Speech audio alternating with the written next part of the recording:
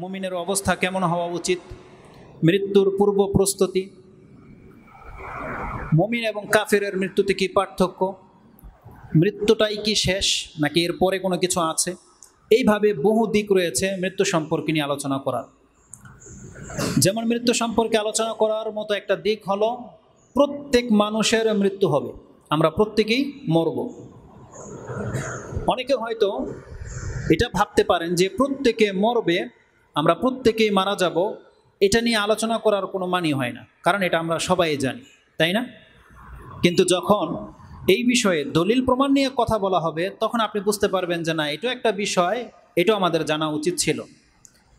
আমি যে বললাম যে প্রত্যেক মানুষের মৃত্যু হবে, এটা আমার ঈমান। আপনাদের মাঝে এমন কেউ কি এখানে আছেন যে না আপনি এর বিপরীত বিশ্বাস রাখেন? অনেকে মাথা লড়ালেন।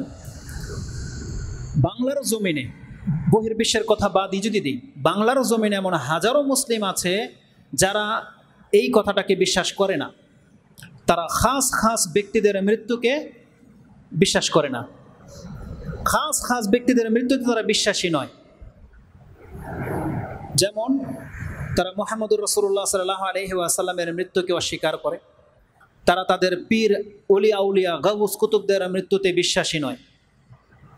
অথচ প্রত্যেকটা মানুষ মরবে, এই মৃত্যু এটা হচ্ছে সৃষ্টি এবং স্রষ্টার মাঝে অনেক বড় একটা পার্থক্য। যদি আপনি কাউকে আপনার রবের ডেফিনেশন মানে সংজ্ঞা তুলে ধরতে চান, আপনার রব কে, কে আল্লাহ, আল্লাহর পরিচয় যদি তুলে ধরতে চান, তাহলে একটা গুণ এটা ব্যক্ত করতে হবে যে আল্লাহ হচ্ছেন সেই সত্তা যার কখনো মৃত্যু ঘটবে না, আর বাকি যা কিছু আছে সব কিছু মরবে, সব কিছু ধ্বংস হবে, লয় হবে, ক্ষয় হবে, কিন্তু আল্লাহ হচ্ছেন এমন এক সত্তা যার কখনো মৃত্যু ঘটবে না। তো মৃত্যু সৃষ্টি এবং স্রষ্টার মাঝে অনেক বড় একটা পার্থক্যের অন্তরাল। যদি কোনো ব্যক্তি কোনো সৃষ্টির জন্যে মৃত্যুটাকে নির্ধারণ করতে চায়, কোনো সৃষ্টিকেও অমর ভাবে, মানে তার মৃত্যু নাই, তাহলে সে যেন আল্লাহ সুবহানাহু ওয়া তাআলার এই গুণের সাথে শিরিক করলো, সেই ব্যক্তি হয়ে যাবে মুশরিক। যারা মনে করে রাসূল সাল্লাল্লাহু আলাইহি ওয়াসাল্লাম মরেনি, যারা মনে করে আল্লাহর কোনো ওলিরা মরে না, তাদের মৃত্যু নাই, তাহলে এ হলো মুশরিক, কারণ সে আল্লাহ সুবহানাহু ওয়া তাআলার একটা সিফাতকে অস্বীকার করলো। এই সিফাতটা শুধুমাত্র আল্লাহ সুবহানাহু ওয়া তাআলা। কোরআনে আল্লাহ সুবহানাহু ওয়া তাআলা এই মর্মে একাধিক আয়াত রেখেছে। একটা আয়াত শুধু আমি আপনার স্মরণের জন্য উল্লেখ করতে চাই যে আল্লাহ সুবহানাহু ওয়া তাআলা তিনি এমন এক সত্তা যার কোনোদিন মৃত্যু নেই, আর বাকি সব কিছুর মৃত্যু আছে, সব কিছুর ধ্বংস আছে। কোরআনে আল্লাহ সুবহানাহু ওয়া তাআলা মুমিন বান্দাদেরকে উদ্দেশ্য করে সূরা ফুরকান 25 নম্বর সূরার 58 নম্বর আয়াতে আল্লাহ সুবহানাহু ওয়া তাআলা বলছেন, ওয়া তাওয়াক্কাল আলাল হাইয়্যিল্লাযী লা ইয়ামুত। আল্লাহ মুহাম্মদুর রাসূলুল্লাহ সাল্লাল্লাহু আলাইহি ওয়াসাল্লামকে এবং আমাদেরকে শিক্ষা দিচ্ছেন, তোমরা এমন এক সত্তার উপরে ভরসা করে চলবে যেই সত্তা হচ্ছেন আল হাই, চিরঞ্জীব, লা ইয়ামুত, তাকে কখনো মৃত্যু স্পর্শ করতে পারবে না। তার মানে আল্লাহ বলছেন ওয়া তাওয়াক্কাল আলাল হাই, তোমরা এমন এক সত্তার উপরে ভরসা করে চলো যিনি হচ্ছেন আল হাই, তার মানে চিরঞ্জীব। এই কথাটা আপনারা তো যারা আয়াতুল কুরসির উপরে আমল করেন তারা ভালো করেই জানেন যে আয়াতুল কুরসির শুরুতেই এটা আছে, আল্লাহ হচ্ছেন হাইয়ুল কাইয়ুম, তিনি হচ্ছেন চিরস্থায়ী, চিরঞ্জীব। তাহলে যারা এই দুইটা শব্দের অর্থ জানেন তারা কোনোদিন এই কথা বলতে পারে না যে সৃষ্টির মাঝেও কোনো ব্যক্তি জীবন বাকি থাকবে, মরবে না, এটা হতে পারে না, কারণ এই গুণটা একমাত্র আল্লাহর। তারপরে আল্লাহ সুবহানাহু ওয়া তাআলা নেগেটিভ পজিটিভ দুইটাকে জড়ো করে দিয়েছে, আল হাই, তারপরে আল্লাহ বলেছেন লা ইয়ামুত, তার কোনোদিন মৃত্যু নাই। এটা আপনি পাবেন সূরা ফুরকান 25 নম্বর সূরার 58 নম্বর আয়াতে। অপরদিকে সমস্ত সৃষ্টি সম্পর্কে আল্লাহ কি বলেছেন? যা কিছু আল্লাহ সৃষ্টি করেছে তা একদিন ধ্বংস হবে। এই মর্মে তো আপনারা হয়তো সূরা রহমানের সেই আয়াত জানেন, কুল্লু মান আলাইহা ফান ওয়া ইয়াবকা ওয়াজহু রাব্বিকা যিল জালালি ওয়াল ইকরাম। সে আয়াত অনেকেই জানেন যে সব কিছু ধ্বংসশীল, সব কিছুই একদিন ধ্বংস হবে। আর প্রত্যেক প্রাণী, যার প্রাণ আছে, তাকে যে মরতে হবে, কোরআনে এই মর্মে একাধিক আয়াতে আছে। 3টি আয়াত প্রত্যেক নফসের, প্রত্যেক ব্যক্তির মৃত্যু সম্পর্কে আছে।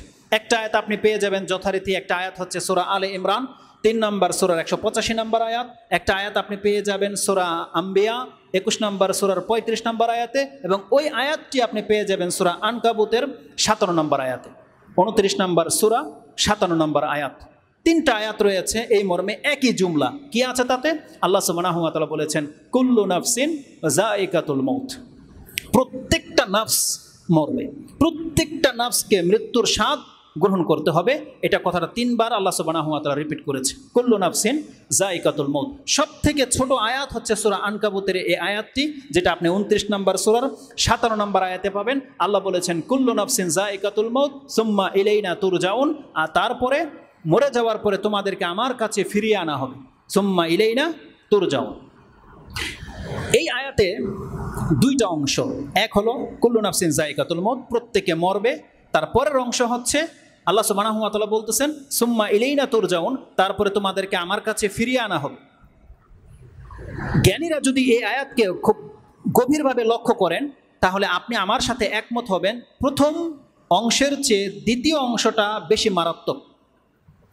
পরের জুমলাটা যদি আল্লাহ না বলতো, আল্লাহ যদি এতটাই বলে দিতেন কুল্লু নাফসিন যায়িকাতুল মউত, প্রত্যেকটা মানুষ মরবে, তাহলে কাফেররা যেইভাবে জীবনযাপন করতেছে, আমরা যেইভাবে জীবনযাপন করতেছি, তাহলে আমাদের এই জীবনযাপনে কোনো ক্ষতি হতো না। যত রকমের রং ঢং আরাম আয়েশ আপনি করেন, আপনার কোনো ক্ষতি হতো না কাফেরদের মতো। কিন্তু কাফের আর আমাদের মধ্যে পার্থক্য হচ্ছে তার পরের টুকরায় কি আছে, সুম্মা ইলাইনা তুরজাউন। যেই কথাটা কোনো কাফের বিশ্বাস করে না, কিন্তু এই কথাটা প্রত্যেকটা মুমিনকে বিশ্বাস করতে হবে। সেটা কি, যে মৃত্যুটাই আমাদের জীবনের সর্বশেষ চূড়ান্ত ফয়সালা নয়, বরং মৃত্যুর পরেই শুরু হবে আমাদের আসল জীবন। কারণ আল্লাহ বলেছেন মৃত্যুটাই তোমার শেষ অবস্থা নয়, বরং মৃত্যুটা হলো তোমাকে আমার কাছে আসার শুরু মাত্র। এখন তোমার আসল জীবন শুরু হয়ে যাবে। এখন যেই জীবনে তুমি পদার্পণ করবে মৃত্যুর মাধ্যমে, এটা হয় তোমার জন্য কল্যাণকর হবে, না হলে এটা তোমার জন্য অনেক লাঞ্ছনার একটা জীবন হবে। এরপর থেকে শুরু হবে। এই জন্য প্রথম টুকরার চেয়ে পরের টুকরাটা বিশ্বাস করা, এটা হচ্ছে আমাদের জন্য অত্যন্ত জরুরি। তাহলে আমাদের জীবনযাত্রা এ কাফেরদের মতো হতো না, আমাদের জীবনযাত্রা রং তামসার হতো না। তাহলে আমরা পরকালমুখী আমল করতাম, পরকালমুখী চিন্তা নিয়ে বেঁচে থাকতাম। কিন্তু আমরা পরের টুকরাটা ভাবিই না। আমরা শুধু এতটা বিশ্বাস করি কুল্লু নাফসিন যায়িকাতুল মউত, প্রত্যেকটা মানুষের মৃত্যু হবে, শুধু এতটাই বলি। আমরা সবাই বলবে এ কথাই, যাকে জিজ্ঞেস করবেন সেও বলবে হ্যাঁ মরতে তো একদিন হবে। কিন্তু মরতে একদিন হবে এটা যত সহজভাবে আপনি বলে দিলেন, তারপরে কি হবে? আল্লাহর কাছে আপনাকে দাঁড়াতে হবে। সেই দিন এত সেন্সিটিভ একটা বিষয় হবে, এইটা যেই ব্যক্তি স্মরণ রাখতে পারে, তার আচরণ, তার চালচলন, তার কথাবার্তা, যে আমাদের যেই অবস্থা এমন হতো না, বরং আরো ভালো হতো। কারণ আল্লাহ সুবহানাহু ওয়া তাআলা বলছেন বান্দা তোমাকে ফিরিয়ে নিয়ে আসা হবে আদর সমাদর করার জন্য নয়, বরং যেই সময়টা তুমি পৃথিবীতে কাটিয়েছিলে, এই সময়তে তুমি কি করেছিলে আজকের জন্য তোমার কাছ থেকে সেটা তলব করা হবে। এটা খুব মারাত্মক একটা দিন আসতে যাচ্ছে। তাহলে এটা একটা টপিকস, ইনশাল্লাহ এই আয়াত নিয়ে পৃথক একটা খুতবার প্রয়োজন, যে আমাদেরকে আল্লাহর কাছে ফিরে যেতে হবে। তাহলে এটা একটা বিষয়। আজকের শুধু এই ভূমিকাতে এই কথাটা বললাম যে প্রত্যেকটা মানুষকে মরতে হবে। কেন বলেছি এই কথাটা? কারণ ওই বাতিল আকিদার এগেনিস্টে যাতে আপনারা স্মরণে রাখেন, যারা মনে করে যে মুহাম্মদ সাল্লাল্লাহু আলাইহি ওয়াসাল্লাম ইন্তেকাল করেনি, যারা মনে করে আল্লাহর কোনো ওলিরা মরে না, তাদের জবাবে যাতে এই কথাগুলো আপনি তাকে বলতে পারেন। যেহেতু মূল বিষয় হচ্ছেন মুহাম্মদুর রাসূলুল্লাহ সাল্লাল্লাহু আলাইহি ওয়াসাল্লাম, আমি যদি তার মৃত্যুটাকে প্রমাণ করে দিতে পারি, তার মানে আপনিও তখন তাকে ভালো করে ধরতে পারবেন। যেখানে মুহাম্মদুর রাসূলুল্লাহ সাল্লাল্লাহু আলাইহি ওয়াসাল্লামের ইন্তেকাল হয়ে গেছে, পৃথিবীতে এমন কোন ব্যক্তির এত বড় সাহস সে দাবি করবে যে আমি মরব না? পৃথিবীতে কোনো ব্যক্তি এমন হতে পারে না। মুহাম্মদুর রাসূলুল্লাহ সাল্লাল্লাহু আলাইহি ওয়াসাল্লাম তিনি এমন এক সত্তা, তার মর্যাদাতে কোরআন হাদিসে যেটা আমরা পাচ্ছি, এই পৃথিবীতে আল্লাহ সুবহানাহু ওয়া তাআলা কোনো সৃষ্টিকে মৃত্যু থেকে অব্যাহতি দেয়নি। তার মানে প্রত্যেক ব্যক্তিকে মরতে হবে। যদি কোনো ব্যক্তি মৃত্যু থেকে ছাড় পেত, অব্যাহতি পেত, এটা আমার ঈমান, সেটা হতেন মুহাম্মদুর রাসূলুল্লাহ সাল্লাল্লাহু আলাইহি সাল্লাম। কেন? কারণ তিনি হলেন সৃষ্টির শ্রেষ্ঠ। তার মৃত্যুর কথাটা কোরআনের কয়েক জায়গায় এসেছে। একটা চমৎকার আয়াত রয়েছে, যদি আমার মতো করে আপনি ভাবেন তাহলে আপনার কাছে এটা ভালো লাগবে। সেটা কি? আল্লাহ সুবহানাহু ওয়া তাআলা মুহাম্মদুর রাসূলুল্লাহ সাল্লাল্লাহু আলাইহি ওয়াসাল্লামের মৃত্যুর খবরটাকে আমাদেরকে এইভাবে দিচ্ছেন, একটা উপমা, একটা এক্সাম্পল স্বরূপ। কিভাবে? মুহাম্মদ সাল্লাল্লাহু আলাইহি সাল্লামকে মিডলে রাখা হয়েছে, পুরো পৃথিবীর মানুষের মিডলে মুহাম্মদ সাল্লাল্লাহু আলাইহি সাল্লামকে রাখা হয়েছে। তার আগে বহু মানুষ অতীত হয়ে গেছে, আর তারপরে কিয়ামত পর্যন্ত বহু মানুষ আসবে। আল্লাহ মুহাম্মদ সাল্লাল্লাহু আলাইহি সাল্লামকে মিডল পয়েন্টে দাঁড় করিয়ে দিয়ে বলছেন, হে নবী আপনি ভালো করে শুনে নেন, ওমা জাআলনা লিবাশারিন মিন ক্বাবলিকাল খুলদ, আপনার পূর্বে আমি কোনো মানুষকে চিরস্থায়িত্ব দান করিনি। তার মানে আপনার পূর্বে যত নবী রাসূল পৃথিবীতে এসেছে বা যত জাতি এসেছে, কোনো একজনও বেঁচে নাই, কোনো একজনকে আমি ছেড়ে দেই নাই, তারা সবাই মরেছে, কেউ বাকি নাই। তার মানে সূরা আম্বিয়া 21 নম্বর সূরার 34 নম্বর এই আয়াতটা আপনার দলিল। এই আয়াতটা মনে থাকলে আপনি বুঝতে পারবেন যে খাজির আলাইহিস সালামও বেঁচে নাই। এই মারিফতিওয়ালারা যে কথা বলে যে খাজির আলাইহিস সালাম বেঁচে আছে, তিনি পানির বাদশাহ, এগুলো সব হচ্ছে গোমরাহি। যদি আপনি বলেন যে খাজির আলাইহিস সালাম মানুষ, তাহলে তার মৃত্যু হয়ে গেছে। কেন? আল্লাহ সুবহানাহু ওয়া তাআলা কি বলেছেন? ওমা জাআলনা লিবাশারিম মিন ক্বাবলিকাল খুলদা, আপনার পূর্বে কোনো ব্যক্তিকে আমি জীবিত রাখিনি, চিরস্থায়িত্ব দান করিনি। তাহলে খাজির আলাইহিস সালামও চিরস্থায়িত্ব পাননি, তার আগে অতীত হয়ে গেছে। মূসা আলাইহিস সালামের ইন্তেকাল হয়েছে, খাজির আলাইহিস সালামের ইন্তেকাল হয়েছে। তারপরে আল্লাহ সুবহানাহু ওয়া তাআলা বলছেন আফাইম মিত্তা ফাহুমুল খালিদুন, তার মানে দুইটা ভাগ করে দিয়েছে আল্লাহ, যে আপনার পূর্বে কোনো পুরুষ কোনো মানুষকে আমি জীবিত ছাড়িনি, প্রত্যেককে মরতে হয়েছে। যখন আপনি মারা যাবেন, তার মানে পৃথিবীতে আর কোন ব্যক্তি বাকি থাকতে পারে যারা বেঁচে থাকবে? তো বিষয়টা এবার আমি আপনাকে বুঝাই। মুহাম্মদুর রাসূলুল্লাহ সাল্লাল্লাহু আলাইহি ওয়াসাল্লামের মান মর্যাদাটা আল্লাহর কাছে এমন, আল্লাহ বলছেন হে নবী আপনি জেনে রাখেন, আপনার পূর্বে ইব্রাহিম, মূসা, ঈসা যত নবীরা ছিল তাদেরকে কেন মরতে হয়েছে? যেহেতু আপনাকে মরতে হবে। কারণ যদি কোনো নবীকে আমি বাঁচিয়ে দিতাম, তাহলে ওই হক আপনি রাখেন, আপনিও বেঁচে যেতেন, আপনারও চিরস্থায়ী হয়ে যেতেন আপনি। কিন্তু যেহেতু আপনাকে মরতে হবে, এই জন্য আপনার মর্যাদার কারণে আমি কোনো একজনকেও ছাড়িনি, আদম থেকে নিয়ে আপনার পর্যন্ত সমস্ত মানুষই মরেছে। আফাইম মিত্তা, যখন আপনি মারা যাবেন, ফাহুমুল খালিদুন, তাহলে এই যে যারা আপনার বিরুদ্ধাচরণ করতেছে, আপনি কি ভাববেন তারা এই জমিনের মধ্যে চিরস্থায়ীভাবে বেঁচে যাবে, বেঁচে থাকবে তারা? আহুমুল খালিদুন, তারা কি আমার কাছে ফিরে আসবে না? তারপরে আল্লাহ সুবহানাহু ওয়া তাআলা বলেছেন জেনে রাখেন, মানে চূড়ান্ত ফয়সালা কি?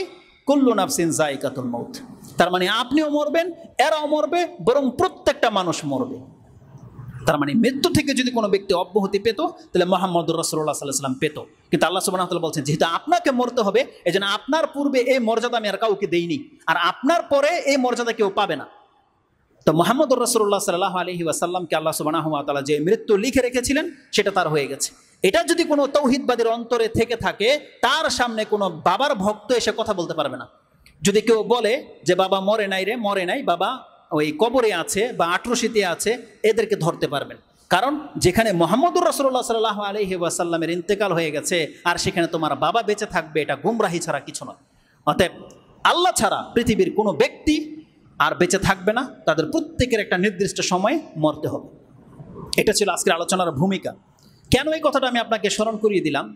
যখনই আমি বলেছি যে মৃত্যু নিয়ে আলোচনা হবে, মৃত্যু নিয়ে আলোচনা করার কথা যখনই হয়, আমরা আসলে মৃত্যুর কথা ভুলে যাই, বা মৃত্যুকে আমরা ভুলে থাকতেই পছন্দ করি। যখনই মৃত্যু নিয়ে আলোচনা করবেন, দেখবেন যে মনের যত স্বাদ আছে সব দূর হয়ে যাবে। এখন আপনার দেখেন প্রত্যেকের চেহারা মলিন হয়ে গেছে, ওই ইটা নাই, ইমেজটা নাই, একটা ফুর্তি যেটা থাকতো সেটা নাই। এখন বাকি কথাগুলো যখন বলবো, আজকের আপনার মন খারাপ থাকবে কয়েক ঘন্টা, যতক্ষণ পর্যন্ত আজকের খুতবা আপনার স্মরণে থাকবে ততক্ষণ পর্যন্ত আপনার মন খারাপ থাকবে। যেমনি আজকের কথাগুলো আপনি বলতে শুরু করবেন, তখনই আবার আপনি রং তামসা, ওই ফিল্ম, নাচ গান, ওগুলোর সাথে জড়াবেন। এটা হচ্ছে ফিতরত মানুষের। তো মৃত্যু সম্পর্কে আমরা আলোচনা করাটাকে পছন্দ করি না।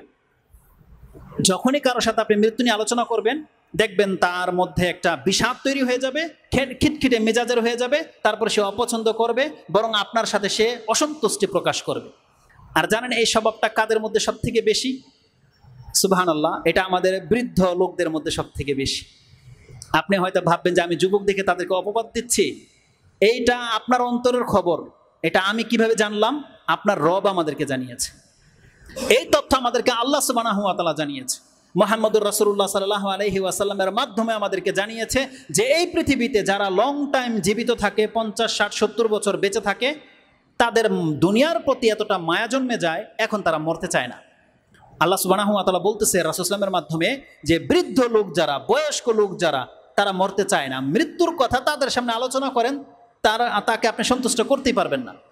রাসূলুল্লাহ সাল্লাল্লাহু আলাইহি ওয়াসাল্লাম কথাগুলোকে এত চমৎকারভাবে বলেছেন। দুই একটা হাদিস আমি আপনাকে শোনাই। ইমাম বুখারী এবং মুসলিমে হাদিসগুলোকে তাদের কিতাবে এনেছেন। ইমাম বুখারী থেকে একটা হাদিস নিয়ে নেন, কিতাবুর রিকাব 81 নম্বর অধ্যায় 5 নম্বর পর্ব। তাতে তিনি মান বালাগা সিত্তিনা সানা, যার বয়স 60-এ পৌঁছে গেছে, তার কোনো উযুর নাই। সে আল্লাহর কাছে বলতে পারবে না যে আল্লাহ তওবা করার মতো আমি সুযোগ পাই নাই, বা তোমাকে চিনা জানার, কোরআন পড়ার বয়স আমি পাই নাই। আল্লাহ বলছে যার 60 বছর আমি দিয়ে দিয়েছি, এ আল্লাহর সামনে কথাই বলতে পারবে না। এ বলতে পারবে না যে আল্লাহ আমি বয়স পাই নাই। আল্লাহ বলবে আমি কি তোমাকে এতটা সময় দেইনি? যেটা সূরা ফাতির 37 নম্বর আয়াতে আপনি পেয়ে যাবেন, ওদিকে আমি যাচ্ছি না। তো এই পর্বে ইমাম বুখারী একটা হাদিস এনেছেন ৬৪২০ নম্বর হাদিস। আবু হুরায়রা তার বর্ণনাকারী, তিনি বলছেন, সামিআতু রাসূলুল্লাহি সাল্লাল্লাহু আলাইহি ওয়াসাল্লাম ইয়াকুল, আমি রাসূলুল্লাহ সাল্লাল্লাহু আলাইহি ওয়াসাল্লামকে এই কথা বলতে শুনেছি, লা ইয়াজালু কলবুল কাবীর, কোন বয়স্ক ব্যক্তির অন্তর থেকে কখনোই দূর হবে না, শাব্বান ফি ইসনাইনে, দুইটা জিনিসের ভালোবাসা বা দুইটা জিনিসের চাহিদা, যৌবন তাদের অন্তর থেকে কোনোদিন খালি হয় না। তাদের বয়স বাড়ে কিন্তু অন্তরে ওই দুইটা জিনিস বদ্ধমূল হয়ে থেকে যায়, দুইটা চাহিদা তাদের অলওয়েজ থেকে যায়, ওটা বৃদ্ধ হয় না, ওটা যুবকই থাকে। সেটা কি? রাসূলুল্লাহ সাল্লাল্লাহু আলাইহি ওয়াসাল্লাম বলছেন, ফি হুব্বিদ দুনিয়া, দুনিয়ার ভালোবাসা, ফি হুব্বিদ দুনিয়া ওয়া তুলিল আমাল, এবং লম্বা উচ্চাকাঙ্ক্ষা, অনেক বেশি আশা, অনেক বেশি আকাঙ্ক্ষা, অনেক বেশি লোভ তাদের মধ্যে জন্মায়। এই তথ্য দিয়েছেন মুহাম্মদুর রাসূলুল্লাহ সাল্লাল্লাহু আলাইহি ওয়াসাল্লাম। কেন? একটু ব্যাখ্যা বলে দিই, তারপর বাকি শব্দগুলো বলবো। এটা এই জন্যে, একজন ব্যক্তি যারা কষ্ট করে ৩০-৪০ বছর পর্যন্ত চাকরি বাকরি করেছেন, তারপরে একটা পর্যায়ে একটা জায়গা কিনেছেন, তারপরে আরো ২০ বছরের টাকা দিয়ে একটা বাড়ি করেছেন, মানে বাড়ি করতে আপনার ৫০ বছর লেগে গেছে। আপনি গাছ লাগিয়েছেন, এখন ফল দিচ্ছে, মেয়েগুলো বিয়ে হয়ে গেছে, ছেলেগুলো এখন ইনকাম করতেছে, আপনার এখন পেনশন আসছে বা একটা দোকান টোকানের ভাড়া আসছে, এখন আপনার খাওয়ার সময়, এখন ফল পাকার সময় হয়েছে, এখন আপনি ভোগ করবেন। এত চমৎকার একটা বাড়ি হয়ে গেছে, এতদিন শুধু পেরেশানি ছিলেন, এখন একটু রিল্যাক্সে আছেন। এই সময় যদি আপনাকে কেউ সংবাদ দেয় যে আপনি আর বাঁচবেন না, এটা অবশ্যই কষ্টের কারণ। এই মায়া, এই বিল্ডিং এর মায়া, এই বাড়ি ঘর, এই ক্ষেত খামার, এত কিছু আপনি করেছেন আপনার জীবন নিজের হাতে, এখন এগুলো ছেড়ে দিয়ে আপনাকে যেতে হবে এই কষ্টে, তখন সে এটাকে আর সহ্য করতে পারে না, তখন সে আর মরতে চায় না, এই জন্য সে বাঁচতে চায়। তার সামান্য একটু অসুস্থ হলে সে দেখবেন যে সন্তানদের সাথে সে কি রিয়েক্ট করে। আপনি যদি এক বেলা তাকে একটা ওষুধ এনে দিতে দেরি করেন, আপনি যেন তারা বিষ খাওয়ে মেরে দিতে চাচ্ছেন, এমন তার মেন্টালিটি হয়ে যায়। কোনো কারণে যদি আপনার ওষুধ টানতে দেরি হয়, আর যদি তার ফিল হয় যে আমি ওষুধ খাইনি, আমার তো ক্ষতি হয়ে যাবে, তখন দেখবেন তার চেহারার দিকে আপনি তাকাই দিয়ে পারবেন। আপনি তার যত খেদমত করেছেন সব শেষ। তার ভাই, চাচা, আশেপাশের লোকদেরকে বলবে যে আমার সন্তানরা আমার কোনো খোঁজখবর রাখে, ডাইরেক্ট বলে দিবে একবারে, কারণ তারা বাঁচার আকাঙ্ক্ষা থেকে থেকে থাকে। আর এই তথ্যটা আল্লাহ আমাদেরকে দিয়েছে যে মানুষের বয়স যখন বাড়তে থাকে, তখন দুনিয়ার প্রতি লোভ এবং বেঁচে থাকার প্রতি আগ্রহটা তাদের বেড়ে যায়। আর এই কাজটা হয় তাদের যারা বেশি সুখ স্বাচ্ছন্দ্যে আছেন, বা একটা লং টাইম পরে গিয়ে একটা স্বাচ্ছন্দ্য পেয়ে গেছেন, একটা আরাম পেয়ে গেছেন, তারা এই সমস্যাতে ভোগে, তারা এখন আর মরতে চায় না।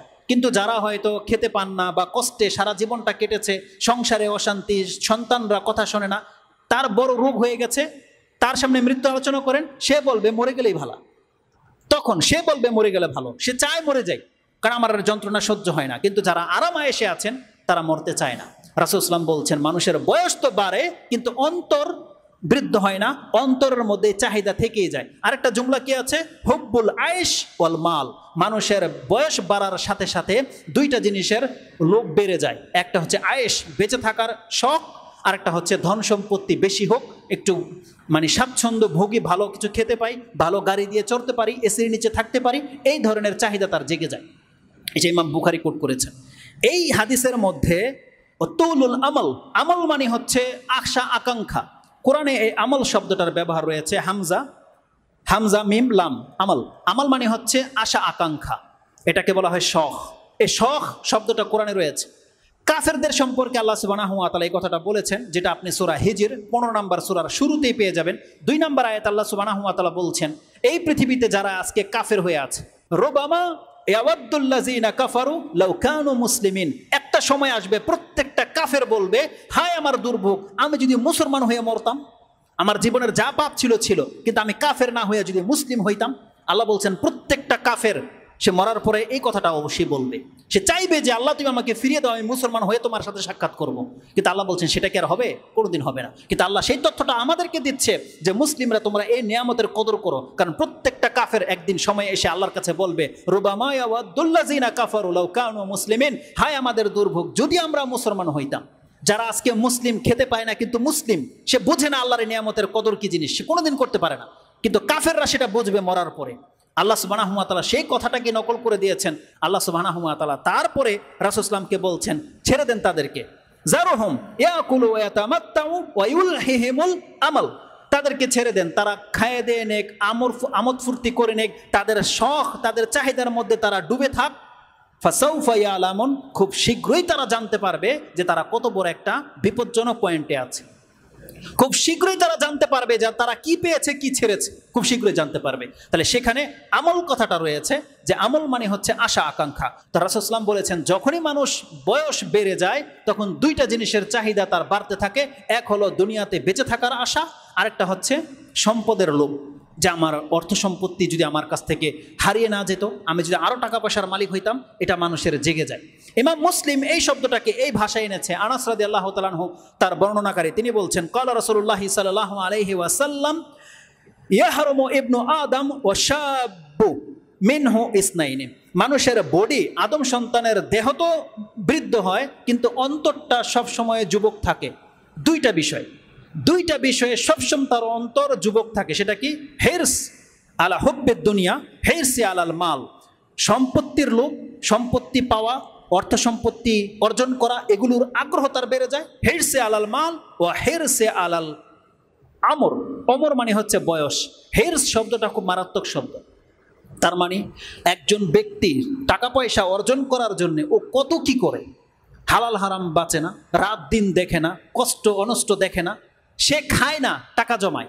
এগুলো হচ্ছে হিরস আলাল মাল। সে চায় যে আমার সম্পত্তি বেড়ে যাক, কোথাও গেলে 1 টাকা বেশি পাওয়া যাবে সে সেখানেই যাবে, কোন কাজটা করলে তার এত টাকা লাভ হবে সে শুধু লাভ দেখে লাভ। সে আপ্রাণ চেষ্টা করে যে কোনোভাবে আমি ধন সম্পত্তির মালিক হয়ে যাই। যখন মানুষের বয়স বাড়তে থাকে তখন টাকা পয়সার লোভ তার মধ্যে বাড়তে থাকে। আর কি বাড়তে থাকে? বেঁচে থাকার আশা। বড় কোনো রোগ হয়ে গেলে সে পেরেশান হয়ে যায়, সে চায় যে আমি কিভাবে বেঁচে থাকতে পারি। তো এই কথাগুলো আমাদেরকে ইমাম বুখারী, মানুষ সাধারণত মরতে চায় না। আরেক শ্রেণীর মানুষ আছে যারা মৃত্যুর কথা শুনলে রাগ করে। সেটা হচ্ছে অনেকের স্ত্রী, যারা মহিলারা আছে, আপনার ওয়াইফ, সে মৃত্যুর কথা শুনলে রাগ হয়ে যাবে। বৃদ্ধরা হয়তো রাগ হবে না, যারা নতুন বিয়ে করেছেন আর দ্বিতীয় বিয়ে করার প্রবণতা আছে, আপনাদের স্ত্রীদের কোনো অসুস্থ হলে মৃত্যুর কথাটা বলে দেখেন, ও রাগে ফায়ার হয়ে যাবে, বলবে হ্যাঁ এটা আমি জানি যে আমি মরে যাই, এটাই তুমি চাও যাতে করে আরেকটা বিয়ে করতে পারো, এটা বলবে। আর যেটা মুহাম্মদুর রাসূলুল্লাহ সাল্লাল্লাহু আলাইহি সাল্লামকে বলা হয়েছে, আয়েশা রাদিয়াল্লাহু তাআলা আনহা, এটা আপনি বুখারীতে 75 নম্বর অধ্যায়ে পেয়ে যাবেন, কিতাবুল মারাদের মধ্যে। আয়েশা রাদিয়াল্লাহু বলছে ওর রাস, মানে আমার মাথা, মানে মাথা এত ব্যথা ছিল, বলছে আমার মাথা। রাসূল সাল্লাল্লাহু বলছেন তুমি চিন্তা কেন করো, তুমি মরে গেলে আমি দোয়া করবো, আর আমি মরে গেলে তুমি আমার জন্য দোয়া করবে। আয়েশা রাদিয়াল্লাহু তাআলা বলছেন হ্যাঁ এটা আমি জানি, আপনি তো এইটাই চান যে আমি মরে যাই, যেদিন আমি মরে যাব সেদিন আপনি আরেক স্ত্রীর ঘরে থাকতে পারবেন। তো মহিলারা মৃত্যুর কথা শুনতে চায় না, শুনলেই ফায়ার হয়ে যাবে। যখন আপনি বলবেন, আপনি নিজের কথা যদি বলেন আমার মনে হয় আমি আর বেশি দিন বাঁচবো না, তখন আপনাকে ধমক দিবে, এই এগুলো কি বলেন এগুলো কথা। আপনার মা, আপনার খালা আপনাকে বলবে এগুলো কি সব বলস তুই, এগুলো বলতে নাই। সুবহানাল্লাহ। মানে মৃত্যুকে আমরা এমনভাবে ভয় করি, বা মৃত্যুটাকে আমাদের কাছ থেকে আমরা পারলে অনেক দূরে সরিয়ে রাখতাম। কিন্তু আল্লাহ সুবহানাহু ওয়া তাআলা বলছেন পৃথিবীর কোনো মানুষকে আজ পর্যন্ত পেরেছে তার কাছ থেকে মৃত্যুকে দূরে রাখতে, আর না কোনো ব্যক্তি পারবে।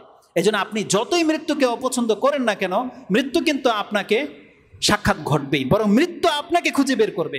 মুলাকিকুম, আল্লাহ বলছে সূরা জুমার মধ্যে আছে যে মৃত্যু থেকে তুমি পলায়ন করো, কিন্তু মৃত্যু তোমাকে খুঁজে ধরবে। তোমাকে খুঁজতে হবে না মৃত্যুকে, তুমি কোথায় যাইবা যাও, তুমি যেখানে যাবা মৃত্যু সেখানে উপস্থিত হয়ে যাবে। কারণ তোমার মধ্যে যে প্রাণটা আল্লাহর দেয়া, এটা একটা সৃষ্টি, ওই মৃত্যুটা একটা সৃষ্টি যেটা প্রাণের বিকল্প। প্রাণ যেহেতু তোমার মধ্যে পৌঁছে গেছে, তুমি প্রাণ নিয়ে যেখানে যাবা মৃত্যু অটোমেটিকলি সেখানে চলে আসবে। কারণ মৃত্যু হচ্ছে আপনার প্রাণের বিকল্প, বিপরীত সাইড, এটা আসবেই আসবে। যেমন রাতের পরে দিন আসে, তেমনি আপনার জীবনের পর মৃত্যু আসবেই আসবে, আপনি কোনোভাবে এটাকে দূর করতে পারবেন না। তো রাসূলুল্লাহ সাল্লাল্লাহু আলাইহি ওয়াসাল্লাম বলছেন যে মানুষ মৃত্যু থেকে পালাতে চায়, মৃত্যুকে ভয় পায়, বা মৃত্যুকে স্মরণ করতে চায় না। আচ্ছা বলেন তো দেখি, আমাদের হওয়া কি উচিত ছিল? মৃত্যুকে ভুলে যাওয়া নাকি মৃত্যুকে প্রতিনিয়ত স্মরণ করা? আজকে আপনি দেখতে পাচ্ছেন যে আমাদের সমাজের বিপর্যয়, আপনি যখন দেখতে পাচ্ছেন রাষ্ট্রীয় নেতাদের দুর্নীতি, আপনি যখন দেখতে পাচ্ছেন যে এলাকার মাতাব্বরদের প্রভাব, আপনি যখন দেখতে পাচ্ছেন যেখানে সেখানে আপনি লাঞ্ছিত হচ্ছেন, আপনি অভাবে আছেন, বা কত রকমের দুর্নীতির শিকার আপনি শুধু এটাই চান এগুলো থেকে মুক্ত কিভাবে হবে। আমার সন্তান খারাপ হয়ে যাচ্ছে, সমাজের লোক খারাপ হয়ে যাচ্ছে, দেশে কত রকমের খারাপ কিছু হয়ে যাচ্ছে, মানুষ রং ঢং আরাম আয়েশ খেলতামশায় লিপ্ত, আপনি এগুলো দেখে আক্ষেপ করেন। জানেন এটা কেন হয়েছে? শুধু এই মৃত্যুকে ভুলে যাওয়ার কারণে। কারণ রাসূলুল্লাহ সাল্লাল্লাহু আলাইহি ওয়াসাল্লাম বলছেন যদি কোনো ব্যক্তি আল্লাহর সামনে দাঁড়াতে হবে এটা যদি ভুলে যায়, পরকাল যে একটা আছে এটা যদি ভুলে যায়, তাহলে তার চরিত্র, তার আমল কাফেরদের মতো হয়ে যাবে। আর আজকে আমাদের অধিকাংশ মুসলিমদের অবস্থাটা হচ্ছে তাই। আমরা 70 বছর থেকে নিয়ে 7 বছরের বাচ্চা পর্যন্ত এই পুরো সার্কেলটাকে আপনি দেখেন, কারোর মধ্যে আল্লাহর ভয় নাই। একটা মানুষের চুল দাড়ি সাদা হয়ে গেছে, মরে যাবে কয়েকদিন পর, তার মধ্যে পর্যন্ত আল্লাহর ভয় নাই। এখনো দেখবেন তার মাথার মধ্যে একটা টুপি, পাঞ্জাবিও আছে, মুখে দাড়িও আছে, আবার হাতে সিগারেট। এমন সমাজের মুরব্বীরা হচ্ছে আমাদের জন্য লাঞ্ছনার কারণ। আর একটা যুবক সিগারেট খায় হাতে, ওর এখন বেঁচে থাকার আশা আছে, ও এখন গায়ে শক্তি আছে, যেন ডেম কেয়ার চলাফেরা করে, ও কাউকে মানে না, পাত্তা দেয় না। কিন্তু ওই মুরব্বী যে কিনা মরে যাবে কয়েকদিন পর, যার জীবনের সমস্ত স্বাদ আল্লাহ পার হয়ে গেছে, এখন তার হাতের মধ্যে কোরআন থাকার কথা, এখন তার কোরআন সামনে থাকার কথা, তার মসজিদে সময় কাটানোর কথা, কিন্তু এখনো সে চায়ের হোটেলে বসা, তার হাতে থাকে সিগারেট, মুখে থাকে পান। কেন এটা হয়েছে? শুধুমাত্র মরে যাবে এই কথাটা ভুলে যাওয়ার কারণে। অথচ আমাদের চরিত্র আজকে অধিকাংশ মানুষের মহিলা সংক্রান্ত সমস্যার মধ্যে জর্জরিত। অধিকাংশ মানুষের মানে কিভাবে কাউকে ঠকাইয়ে শুধু ইনকাম করবে, এই সমস্ত কাজের মধ্যে সবাই লিপ্ত। মনে করে যে আমি কাউকে ঠকালাম, তার মানে আমি চালাক ও বোকা। মানুষ এটা মনে করে, কিন্তু সে যে হারাম কাজে লিপ্ত, প্রত্যেকটা হারামের জবাব যে আল্লাহর কাছে তাকে দিতে হবে, মানুষ এটা ভুলে গেছে। এটা কেন হয়েছে? শুধুমাত্র আল্লাহর সামনে দাঁড়িয়ে জবাবদিহিতা করতে হবে, এটা আপনি ভুলে যাওয়ার কারণেই আজকে আমাদের আমল এরকম হয়ে গেছে। মসজিদগুলো খালি থাকে, নামাজে লোক আসেন না। কি জন্য হয়েছে? আপনি যে একটু পরে মরে যাবেন এটা আপনি ভুলে গেছেন, আর মরলেই আপনার পরকাল শুরু হবে, এই কথাটা আপনার মাথা থেকে আউট হয়ে গেছে। যার ফলে আজকে আমাদের কাতারগুলো খালি থাকে, যার মাধ্যমে আমরা এখনো হারাম ছাড়তে পারতেছি না, যার মাধ্যমে আমরা এখনো, যার কারণে আমরা আল্লাহ সুবহানাহু ওয়া তাআলার বিপক্ষে, ইসলামের বিপক্ষে পদক্ষেপ নিয়েছি। এটা আমাদের হয়েছে কেবলমাত্র মৃত্যুকে ভুলে যাওয়ার কারণে। কিন্তু রাসূলুল্লাহ সাল্লাল্লাহু আলাইহি ওয়াসাল্লামের ট্রিটমেন্ট কি ছিল? কোনো ব্যক্তি, কোনো জাতিকে যদি আপনি সঠিক রাস্তায় আনতে চান, পরিপক্ক মুসলিম যদি বানাতে চান, একটা আদর্শবান মুসলিম হিসেবে দেখতে চান, তাহলে সেই জাতির মধ্যে মৃত্যুর কথাটা অধিক মাত্রায় স্মরণ করতে হবে। আজকে যদি আপনি মনে করেন যে আমি আজকে মরে যাব, আজকে যদি ফিল হয় কোনো কারণে, এটা যদি আল্লাহ না করে ধসে যায়, আর আমরা এখন মুমূর্ষ অবস্থায় যদি থাকি, আপনার এখনকার মন এখান থেকে বেরিয়ে যান, সেই মন কোনোদিন এক সমান থাকবে না। এই জন্য রাসূলুল্লাহ সাল্লাল্লাহু আলাইহি সাল্লাম বলছেন, মানুষের অন্তর শক্ত হয়ে যায় দুনিয়া দেখলে। যদি নরম করতে হয়, আপনাকে প্রতিনিয়ত হলেও, একবার হলেও আপনাকে কবরস্থানে যাওয়া উচিত, একবার হলেও আপনি মেডিকেলের ইমার্জেন্সি কক্ষটা একবার ঘুরে আসা উচিত, একবার হলেও আপনি কোনো এমন ব্যক্তির পাশে গিয়ে বসা উচিত যার এখন প্রাণ বেরিয়ে যাবে, তার পাশে গিয়ে বসা উচিত। রাসূলুল্লাহ সাল্লাল্লাহু আলাইহি ওয়াসাল্লাম প্রতি রাতে একবার কবরস্থানে যেতেন, প্রতি রাতে। আয়েশা রাদিয়াল্লাহু তাআলা যে হাদিস রয়েছে বুখারী এবং মুসলিমে, যে এমন কোনো রাত নাই যে রাতে রাসূল আমার কাছে আসতো আর সেই রাতে তিনি কবরস্থানে যায়নি, এমন কোনো রাত নেই। তার মানে প্রত্যেক রাতে রাসূল সাল্লাল্লাহু আলাইহি ওয়াসাল্লাম গিয়ে কবরস্থানে গিয়ে জিয়ারত করতেন এবং কবরবাসীর জন্য দোয়া করতেন। কেন? এতে কবরবাসীর ফায়দা এবং রাসূল সাল্লাল্লাহু আলাইহি ওয়াসাল্লামের অন্তর নরম রাখার জন্য, যে আমিও মরে যাব, পরকাল আমারও হবে। কিন্তু আমরা কয়জন ব্যক্তি বলতে পারবে যে এই এক মাসের মধ্যে কোনো একদিন আমরা কবরস্থানে গিয়েছি? কে বলতে পারবে এটা? বরং আমাদের আনাগোনা কোথায় হয়? হাইপার মার্কেটে, বাজারে, যেখানে অনেক মানে নাচ গান খেলতামশা দিয়ে বিয়ে শাদী হয়, আপনার আমার অবস্থান শুধু সেখানে। এমন ব্যক্তিদের সাথে আমরা বসি যারা হয়তো লাক্সারি জীবনযাপন করতেছে, তাদেরকে আমরা বন্ধু বানাই, তাদের পাশে গিয়ে বসতে আমরা ভালোবাসি। কিন্তু যেই ব্যক্তি খেতে পায় না, যেই ব্যক্তি অসহায়, যেই ব্যক্তি অভাবে আছে, তাদের সাথে আমরা বন্ধুত্ব করতে চাই না, তাদের পরিবেশে আমরা যাই না, আর মসজিদ তো আমরা ছেড়েই দিয়েছি। বরং রাসূলুল্লাহ সাল্লাল্লাহু আলাইহি ওয়াসাল্লাম আমাদেরকে বলেছেন, জুরুল কুবুর, তোমরা কবরের জিয়ারত করো, ফাইন্নাহা তুযাক্কিরুকুমুল মাউতা। আরেক বর্ণনায় আসছে তুযাক্কিরুকুমুল আখিরাহ, তোমরা কবর জিয়ারত করো বেশি বেশি। কেন? এই কবর জিয়ারতের মাধ্যমে তোমরা যে মরে যাইবা, এটা তোমাকে স্মরণ হয়ে যাবে। তোমাকে যে পরকালে যেতে হবে, পরকালের কথাটা স্মরণ হয়ে যাবে। তুমি বান্দা একবার কবরস্থান গিয়ে ঘুরে আসো, দেখে আসো তোমার বাপ মাকে যে রেখে চলে আসছো, তোমাকে একদিন আসতে হবে। কিন্তু আমরা যাই না সেই কবরস্থানে, আমরা এমন জায়গায় যাই যেখানে আমাদেরকে শুধু দুনিয়ার আশা দেখানো হয়, কিন্তু দুনিয়া যে আমাদেরকে ছাড়তে হবে, আমাদের আসল ঠিকানা পরকাল, সেই বন্ধু বান্ধব আমরা গ্রহণ করি না, সেই মজলিসও আমরা বসি না, সেই কোরআন আমরা পড়ি না, সেই জায়গাগুলোতে আমরা ভিজিট করি না, যার ফলে আমাদের অন্তর হয়ে গেছে শক্ত। অথচ রাসূলুল্লাহ সাল্লাল্লাহু আলাইহি ওয়াসাল্লাম বলছেন, জুরুল কুবুর ফাইন্নাহা তুযাক্কিরুকুমুল মাউতা ওয়া ফি রিওয়ায়াতিন তুযাক্কিরুকুমুল আখিরাহ। এই বর্ণনাটি আপনি মুসলিমে পাবেন, এই বর্ণনাটি আপনি আবু দাউদে পাবেন, নাসাইতে পাবেন। মুসলিমে হাদিসটি 12 নম্বর অধ্যায় কিতাবুল জানাজার মধ্যে রয়েছে। হাদিস হচ্ছে 2149, 2149 এর মধ্যে গিয়ে আপনি এই হাদিসটা পেয়ে যাবেন। তো যতগুলো কথা বলেছি, যে কবরস্থান জিয়ারত করলে আপনার কি হবে? পরকাল স্মরণ হয়ে যাবে, কবরে আপনি যে মরে যাবেন সেটা স্মরণ হয়ে যাবে। তিরমিজির ভাষা কি? রাসূলুল্লাহ সাল্লাল্লাহু আলাইহি ওয়াসাল্লাম বলছেন, আকসিরুজ যিকর হাযিমিল লাজ্জাত। প্রত্যেকটা মুসলিমের দায়িত্ব, যে জান্নাত চায়, যে নাজাত চায়, তার উচিত সে যেন অলওয়েজ আকসিরু জিকির, তার অধিকাংশ জিকির যেন এমন বিষয় সম্পর্কে হয় যেই সময় যেই বিষয় নিয়ে ভাবলে তার সমস্ত স্বাদ আল্লাহ দূর হয়ে যায়, এমন বিষয় নিয়ে ভাবতে হবে। সেটা কি? রাসূল সাল্লাল্লাহু আলাইহি ওয়াসাল্লাম বলছেন ইয়ানি আল মউত, সেটা হচ্ছে মৃত্যু। তার মানে আকসিরু জিকির হাজিমিল লাজ্জাত। রাসূল বলছে তোমরা এমন বিষয় সব থেকে বেশি স্মরণ করো যেটা স্মরণ করলে তোমার সমস্ত স্বাদ দূর হয়ে যাবে। কিন্তু আমাদের পদক্ষেপের উল্টা, রাসূল সাল্লাল্লাহু আলাইহি ওয়াসাল্লাম থেকে দিক নির্দেশনা আমরা নেইনি, বরং আমরা মৃত্যুকে স্মরণই করতে চাই না যাতে করে আমরা খেলতামশা আরাম আয়েশ করতে পারি। আর এটা তো কাফেরদের চরিত্র, এটা অমুসলিমদের চরিত্র। তারা বাঁচতে চায়, তাদেরকে আল্লাহ সুবহানাহু ওয়া তাআলা কোরআনে বলছে তাদেরকে যদি হাজার হাজার বছর দেওয়া হয় তাও তারা মরতে চাইবে না। কিন্তু মুসলিম কেমন? বরং মুসলিমদেরকে জানানো হয়েছে বান্দা যতটা সময় তোমাকে দেওয়া হয়েছে তুমি এতটা সময় ভালো কিছু করো, তোমার জন্য এমন একটা জীবন অপেক্ষা করতেছে যেই জীবন কিসের সমতুল্য? সমুদ্রের পানির সমতুল্য। রাসূল সাল্লাল্লাহু আলাইহি ওয়াসাল্লাম বলছেন কেউ যদি এই দুনিয়ার জীবন এবং পরকালের জীবনকে কম্পেয়ার করতে চায়, তুলনা করতে চায়, তাহলে একটা আঙ্গুল সমুদ্রের মধ্যে ডুবিয়ে দেখ, একটা সমুদ্রের মধ্যে ডুবিয়ে দিয়ে, সমুদ্র একটা গ্লাস বলে না, একটা কাপ বলে নাই, আর একটা কাপের পানি যদি আপনার আঙুলে চুবিয়ে দেন, এক ফোঁটা পানির সাথে এক কাপ পানির যদি কম্পেয়ার করেন আপনি বছর গণে শেষ করতে পারবেন না। যেখানে রাসূল সাল্লাল্লাহু আলাইহি ওয়াসাল্লাম কোনো পুকুর বলে নাই, নদী বলে নাই, বলেছেন সমুদ্রের কাছে চলে যাক এবং সে তার একটা আঙ্গুল ডুবিয়ে দিয়ে একটা পানির ফোঁটা বের করে নিয়ে আসুক, এখন সে বিচার করুক এই একটা ফোঁটা তার দুনিয়া আর পুরো সমুদ্রের জীবনটা হচ্ছে তার পরকাল। আর আমরা সেই পরকালকে হারানোর জন্য এই এক ফোঁটা পানিকে নিয়ে আমরা সন্তুষ্ট, বা এক ফোঁটা পানির জন্য আমাদের সমস্ত প্রচেষ্টা, আর আমাদের জীবন পড়ে আছে সমুদ্রের মতো জীবন, সেই জীবন সম্পর্কে আমাদের কারো কোনো ভ্রুক্ষেপ নাই। রাসূলুল্লাহ সাল্লাল্লাহু আলাইহি সাল্লাম বলছেন আকসিরু যিকরা হাজিমিল লাজ্জাত, তোমরা লাজ্জাত যেটা স্বাদকে মিটিয়ে দেয়, দূর করে দেবে এমন জিনিসকে স্মরণ করো। যেই ব্যক্তি ভাবে যে একটু পরে আমি মরে যাব, সে কোনোদিন পাশের বাড়ির সাথে খারাপ ব্যবহার করতে পারে না, সে কোনোদিন তার গাছ তাকে ছায়া করতে পারে না, তার বাড়ির পানি তার বাড়িতে গিয়ে পড়তে পারে না, একটা ইটা সে কোনোদিন বাড়তি করে তাদের দিকে দিতে পারে না। যেই ব্যক্তি জানবে যে আমি মরে যাব, যেই ব্যক্তি জানবে যে একটু পরে আমি মরে যাব, সে কোনোদিন রাস্তাঘাটে কোনোদিন কারোর সাথে বেয়াদবি করতে পারে না। যেই ব্যক্তি জানে যে একটু পরে আমি মরে যাব, তার সাথে কেউ যদি মূর্খামি করে সে কোনোদিন তার সাথে রাগ করতে পারে না, কারণ জানে সে একটু পরে মরে যাবে। একজন ব্যক্তির মৃত্যুর খবর চলে আসলে তার নেচার, তার আচার কেমন হয়, ওই যারা কয়েদি আছে ফাঁসির আদেশপ্রাপ্ত তার নেচারটা গিয়ে দেখে আসেন। আল্লাহ করে আমাদেরকে ওই রকমের জায়গায় যেতে না হয়। আল্লাহ যাদেরকে জেল জরিমানা থেকে মুক্ত রেখেছেন, আল্লাহ তুমি আমাদেরকে কিয়ামত পর্যন্ত এই ধরনের লাঞ্ছিত জীবন থেকে মুক্ত রাখো, বলেন আমিন। কিন্তু যারা গেছে তাদের দৃশ্যটা কি?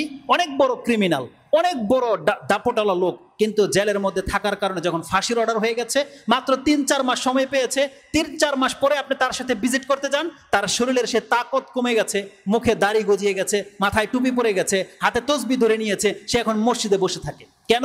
কারণ ৩ মাস পরে সে মরে যাবে।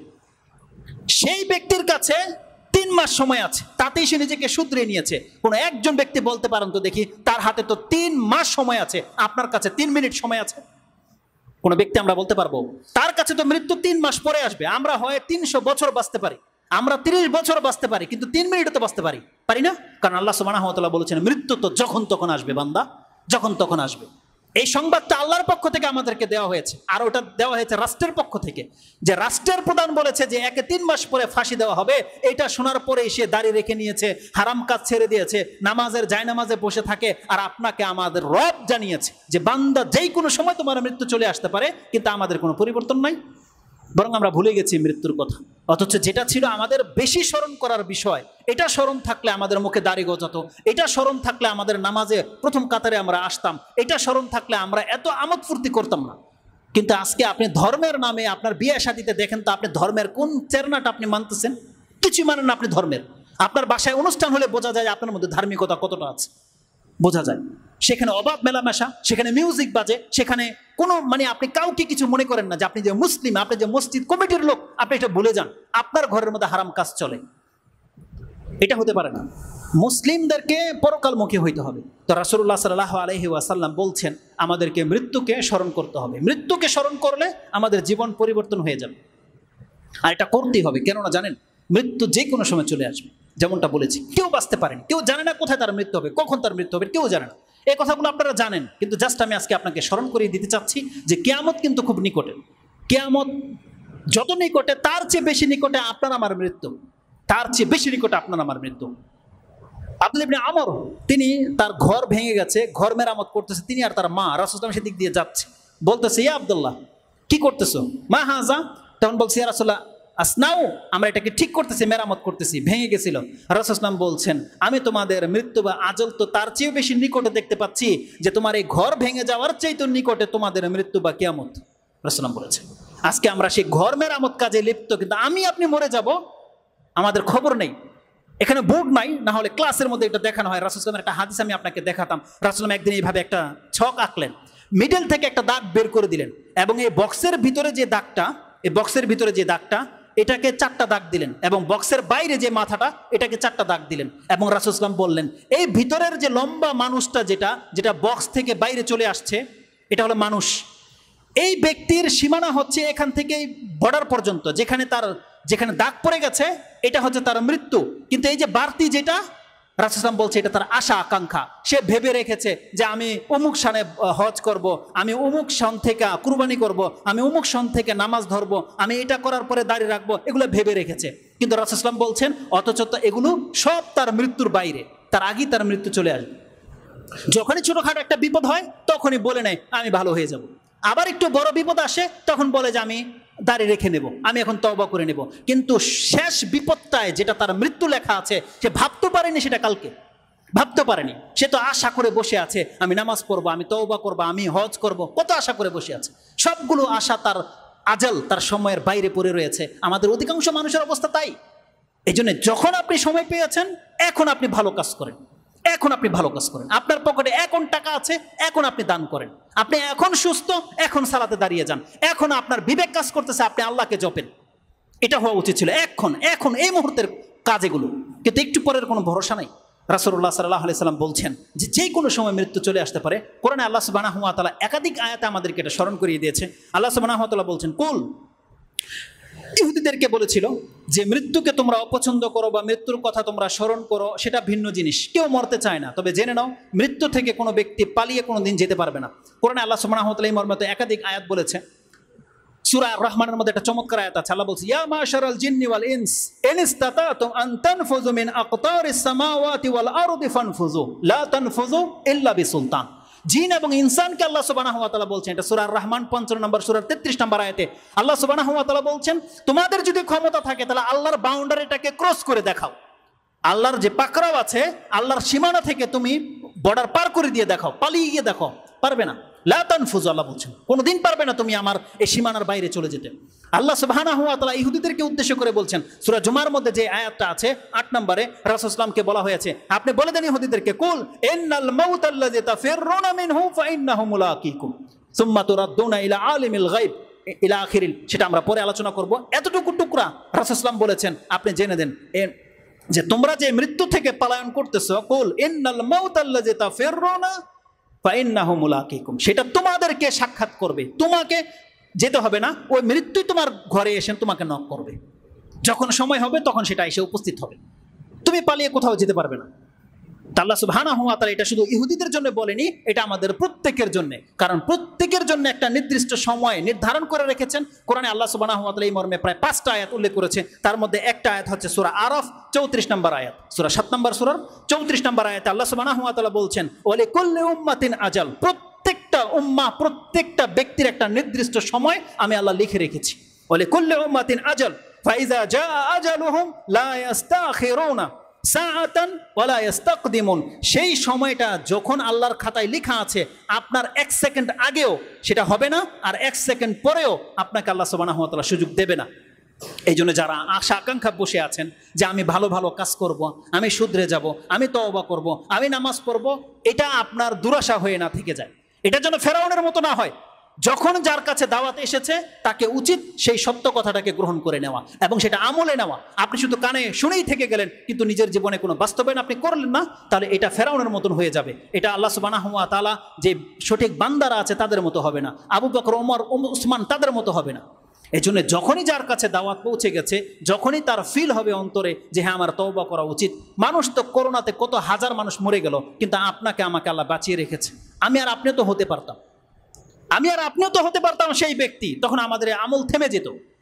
অতএব যতটা সময় আল্লাহ আমাদেরকে দিয়েছে, যতদিনই আল্লাহ আমাদেরকে বাঁচিয়ে রাখে, এটাকে অপশন ভেবে আপনি বাকি দিনটাকে কাজ করেন। কোরআনে যে আল্লাহ সুবহানাহু ওয়া তাআলা বলেছে, যারা বলবে যে আল্লাহ আমাদেরকে ফিরিয়ে দাও, রব্বির জীবন, আমাকে আবার ফিরিয়ে দাও, লাআল্লি আমালা সালিহান ফিমা তারাকত, যাতে করে আমরা সেই আমলগুলো করে আসি যেটা আমরা ছেড়ে দিয়েছি। আল্লাহ বলছেন, আল্লাহ কোরআনের কয়েকটা আয়াতে আছে, এদেরকে যদি আমি শতবারও পৃথিবীতে পাঠাই, ও শতবারও আমার সাথে কুফরি করবে। আপনি কি একবার ভাবেন, একটা লোক জাহান্নাম দেখে নেওয়ার পরে ওকে যদি আবার দুনিয়াতে পাঠায়, তাহলে কি করে হতে পারে যে আল্লাহকে অবিশ্বাস করবে? দেখে নেওয়ার পরে, ফেরেশতা দেখে নেওয়ার পরে অবিশ্বাস করতে পারে? এটা আপনার আমার থিওরি, কিন্তু আমাদের চরিত্র কিন্তু আল্লাহর সেই আয়াতটাকে বাস্তবায়ন করতেছে। কিভাবে জানেন? এই যে যেই দিন করোনা পুরো পৃথিবীটাকে ছেয়ে গেল, আপনি কি বলেছিলেন সেই দিন আল্লাহর কাছে? যে আল্লাহ তুমি আমাকে মুক্ত করে দাও, আমি আর পাপ করবো না। যেমনি আল্লাহ সুবহানাহু ওয়া তাআলা আপনাকে আশ্বাস দিয়ে দিয়েছে যে আপনার করোনা হয়নি আর আপনি মরবেন না, আপনার ওই আগের চরিত্রে ফিরে এসেছেন। ব্যাপারটা তাই নয়? একটা লঞ্চ যখন ডুবে যায়, 300 মানুষ মরে গেল, যেই ব্যক্তি বেঁচে আসছে সে তো তখন এই কথাই বলেছিল, আল্লাহ তুমি আমাকে বাঁচিয়ে দাও, আল্লাহ আমি আমার জীবনের সমস্ত পাপকে দূর করে দেব। যেই ব্যক্তি বিমান ক্রাশ হওয়া অবস্থায় বেঁচে গেছে, আপনি কি বলতে পারবেন পৃথিবীতে এরকম হাজারো ঘটনা ঘটে, কিন্তু কতজন ব্যক্তি আছে যে সত্যি সত্যি আল্লাহর কাছে তওবা করেছে? বরং আল্লাহ সুবহানাহু ওয়া তাআলা মক্কার মুশরিকদের সম্পর্কে বলতেছে, যারা যখন সমুদ্রে বিচরণ করে, মেঘ বা ঢেউ যখন তাদেরকে ঢেকে নেয়, তারা একমাত্র আল্লাহকে ডাকে, যেমনি তাদেরকে উপরে উঠিয়ে আনা হয় আবার শিরিক করে। আজকে আমাদের মুসলমানদের চরিত্র হয়ে গেছে তাই। যখনই বড় কোনো বিপদে পড়েন, বড় কোনো অসুস্থতার মধ্যে আপনি আছেন, বিপর্যয় চলে আসছে, তখন আপনি আল্লাহকে জপেন, আল্লাহকে বলতেছেন যে আল্লাহ আমি ভালো হয়ে যাব, আল্লাহ তুমি আমাকে মাফ করো, আমাকে সুস্থ করে দাও। যেমনি আল্লাহ আপনাকে আবার সচ্ছলতা দিয়ে দিয়েছে, যেমনি আপনাকে আল্লাহ সুস্থতা দিয়ে দিয়েছে, আপনার সমস্যা দূর করে দিয়েছে, আপনি সে আগের চরিত্রে ফিরে এসেছেন। এটা হওয়া উচিত নয়। আল্লাহ সুবহানাহু ওয়া তাআলা প্রত্যেকটা ব্যক্তিকে একটা অপশন দেয়, কিছু অপশন দেয় আল্লাহ সুবহানাহু ওয়া তাআলা। আল্লাহ চাই যে এই অপশনের মধ্যে আমার বান্দা আমার পথ ধরে নেক। আর এই সুযোগটা সবার সব সময় আসে না। যার যখন আসে, কোনো ব্যক্তি যদি সেই সময়টাকে কাজে লাগাতে পারে, সে হচ্ছে সাকসেস, সে হচ্ছে গেনার, সেই ব্যক্তি হচ্ছে জিতে যাওয়া ব্যক্তি, সেই ব্যক্তি হচ্ছে সফলকাম ব্যক্তি। আমাদের কেমন হতে হবে? এই সুযোগ সবার সব সময় আসবে না। এই জন্য আজকে এই কথাগুলো ওপেনলি আপনাদেরকে বলতে পারতেছি। এমন একটা সময় আসবে যে এই কথা আপনার কান পর্যন্ত আসবে না, বলার মতো কেউ থাকবে না। অতএব আল্লাহ সুবহানাহু ওয়া তাআলার কথা আমরা যথেষ্ট শুনেছি, কোরআন এবং হাদিস আমাদেরকে গুলে গুলে বহু খাওয়ানো হয়েছে, কিন্তু আমাদের আমলের মধ্যে সেটা প্রভাব পড়তেছে না। আমাদেরকে আমলে আসতে হবে, কথাগুলোকে মূল্যায়ন করার চেষ্টা করেন, তওবা করেন। জীবনের অনেক স্বাদ আল্লাহ পার করে দিয়েছেন, এখন কেন আপনাকে জর্দা খেতে হবে? এখন কেন আপনাকে সিগারেট খেতে হবে? আপনি তো কিছুদিন পরে মরে যাবেন। এখনো কেন আপনাকে সুদ খেতে হয়? এখনো কেন অন্যের দিকে তাকিয়ে আপনি হিংসায় জ্বলেন? কেন? এই পৃথিবী তো আর বেশি দিন টিকবে না। যে কোনো সময় আমাদেরকে আল্লাহ সুবহানাহু ওয়া তাআলার কাছে যেতে হবে। আল্লাহ সুবহানাহু ওয়া তাআলা বলছেন, যখনই সে সময়টা চলে আসবে, সেই সময়টা থেকে কোনো ব্যক্তিকে এক মুহূর্ত পর্যন্ত ছাড় দেওয়া হবে না। আর আল্লাহ সুবহানাহু ওয়া তাআলা সূরা লুকমানের সর্বশেষ আয়াতে বলেছেন, 34 নম্বর আয়াতে, যে কোনো মানুষ জানে না কোন জমিনে কখন তার মৃত্যু ঘটবে। আল্লাহ সুবহানাহু ওয়া তাআলা বলছেন, ওমা তাদরি নাফসুম বিআইয়ি আরদিন তামুত, কোনো ব্যক্তি জানে না কোন জমিনে তার মৃত্যু হবে। তাহলে যখন আল্লাহ জমির কথাটা বলেছে, তাহলে যারা জমি নিয়ে রেশারেশি করেন, আপনি কিভাবে ভাবলেন যে এই বাড়িতে থেকে আপনার মৃত্যু হবে? কিভাবে ভাবলেন এটা? কেন ঝগড়া মানুষের সাথে তাহলে জমি নিয়ে, বাড়ি নিয়ে, বা প্রতিবেশীর সাথে? কেন আমাদের এই সমস্যা?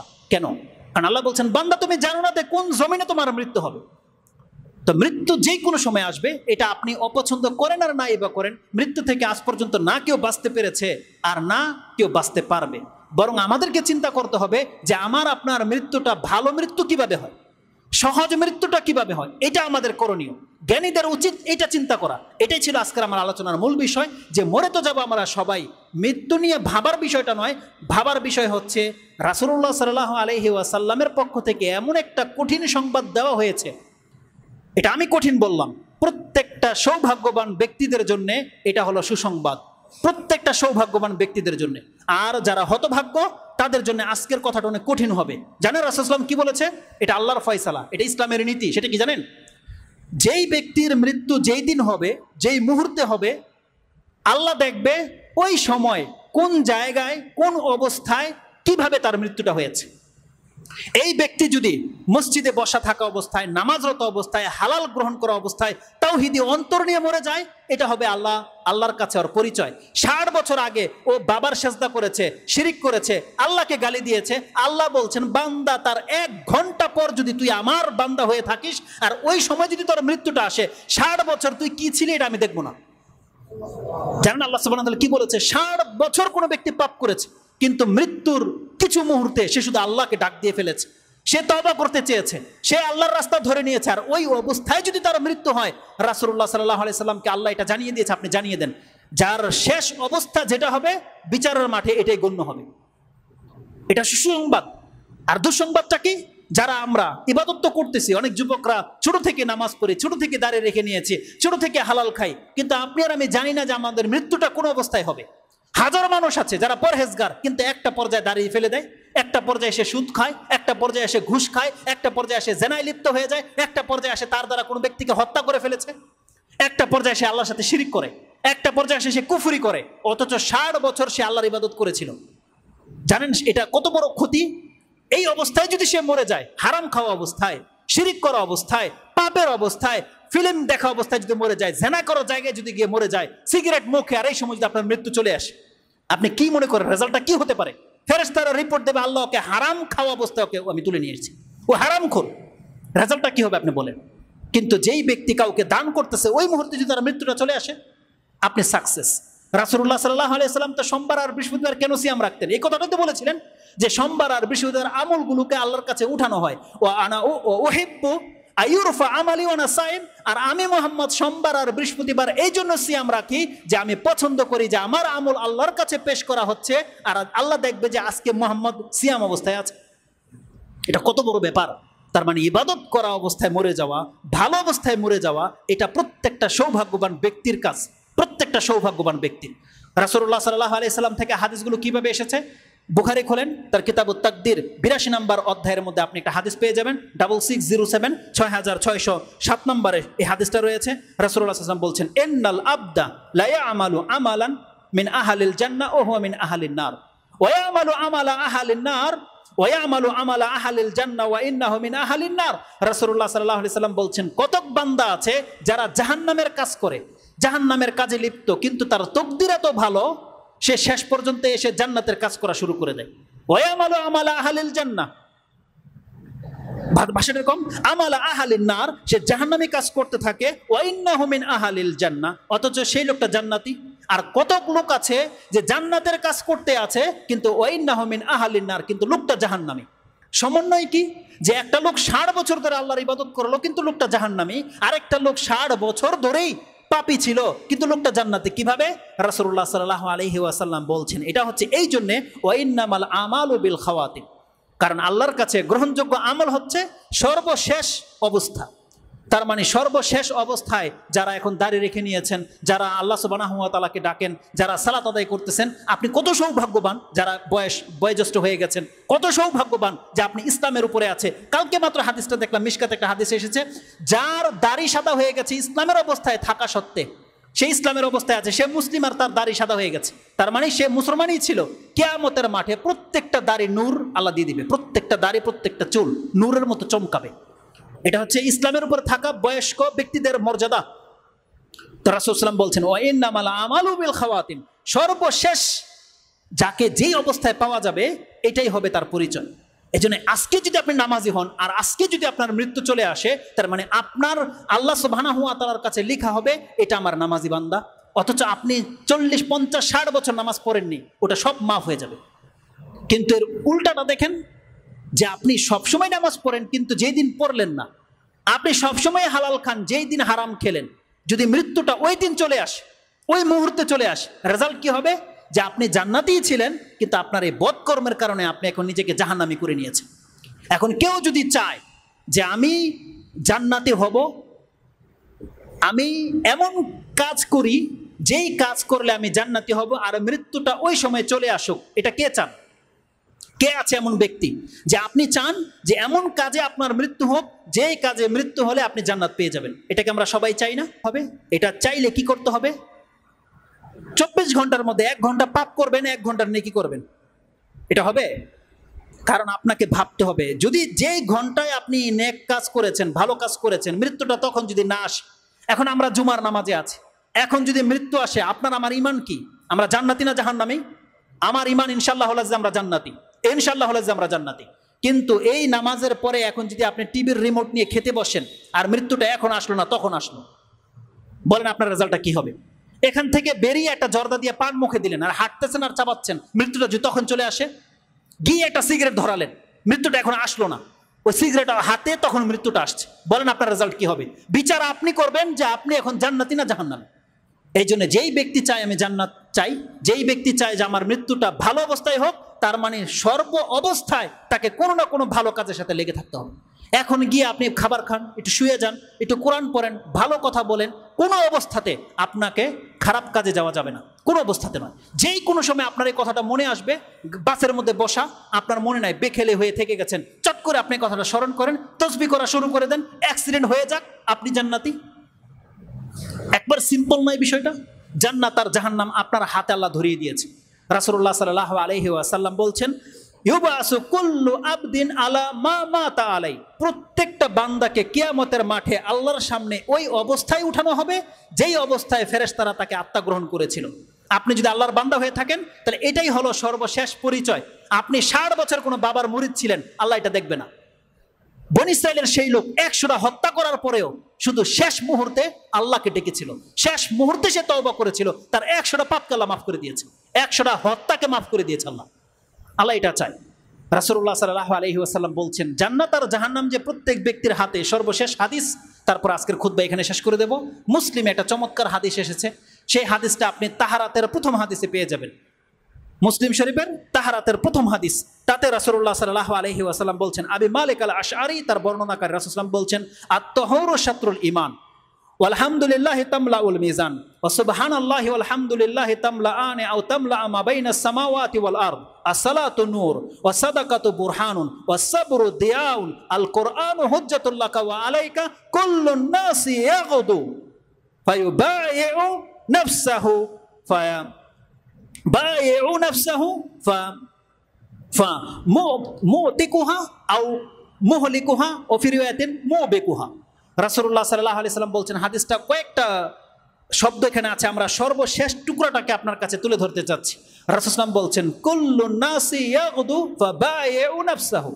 প্রত্যেক ব্যক্তির সকাল হয় এমন অবস্থায় সে তার আত্মাটাকে বিক্রি করে।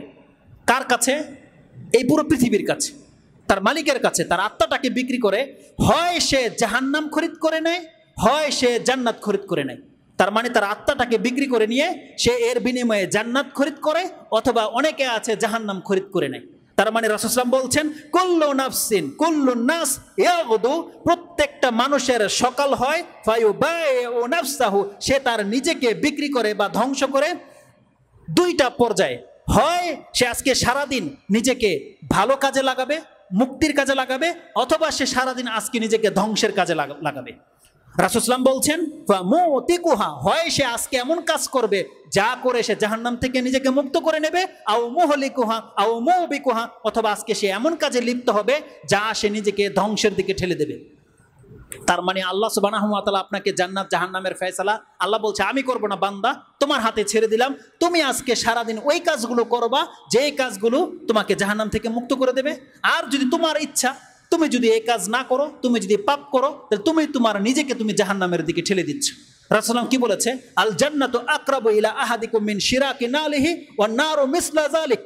রাসূলুল্লাহ বলছেন, মিসলু যালিক, প্রত্যেকটা ব্যক্তির জুতার ফিতার নিকটে তার জান্নাত, প্রত্যেকটা ব্যক্তির জুতার ফিতার নিকটে তার জাহান্নাম। তার মানে আপনি ঘর থেকে বের হলেন যেই নিয়ত করে, সেটা যদি ভালো কাজের নিয়তে হয়, তার মানে এই কদম আপনার জান্নাতের দিকে নিয়ে যাবে। আর যদি এই কদম আপনার খারাপ কাজের উদ্দেশ্যে বের হয়ে থাকেন, তাহলে এটা আপনাকে জাহান্নামের দিকে নিয়ে যাবে। তা আল্লাহ সুবহানাহু ওয়া তাআলা আমাদেরকে বোঝার এবং সে অনুযায়ী আমল করার তৌফিক দান করুন। আমরা প্রত্যেকে মরব, আমাদের মৃত্যুটা যখন তখন আসতে পারে। এই দুইটা মেসেজ আপনাদেরকে দিয়েছি। তৃতীয় মেসেজ দিয়েছি, দেখেন, মৃত্যু হবে এটা বড় কথা নয়, বড় ব্যাপার হলো আপনার আমার মৃত্যুটা কোন অবস্থায়, কোন আকীদায়, কোন আমলের উপরে মৃত্যুটা হচ্ছে, এটা হচ্ছে বিষয়।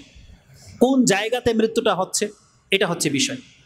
আর আল্লাহ সুবহানাহু ওয়া তাআলা বলে দিয়েছেন, বান্দা, মৃত্যুটা তোমার চূড়ান্ত ফয়সালা নয়, বরং মৃত্যুটা তোমার চূড়ান্ত ফয়সালার দিন শুরু। হয় তুমি তোমার ভালো কল্যাণকর পথে হাঁটতেছ, অথবা তুমি ধ্বংস হয়ে যাইবা। এটা মৃত্যু থেকে শুরু হয়ে যাবে। নেক্সট খুতবায় যেটা থাকবে, আমার ইচ্ছা ছিল এটাই আমি আপনাকে দেখাবো, যে একজন মুমিন বান্দা আর একজন কাফের, বা একজন সৎ বান্দা আর পাপী বান্দার জীবন যেমন এক নয়, তাদের মৃত্যু সমান হবে না। আল্লাহ বলতেছেন প্রত্যেকটা সৎ মুমিন বান্দার মৃত্যুটা একেবারে সহজ হবে, সহজ, যেটা কোনো কাফের পাপীর বান্দার মৃত্যু এত সহজ হবে না। আল্লাহ সুবহানাহু ওয়া তাআলার ফেরেশতারা তার গর্দানের মধ্যে বলছে আঘাত করবে আর বলবে বের হয়ে আস।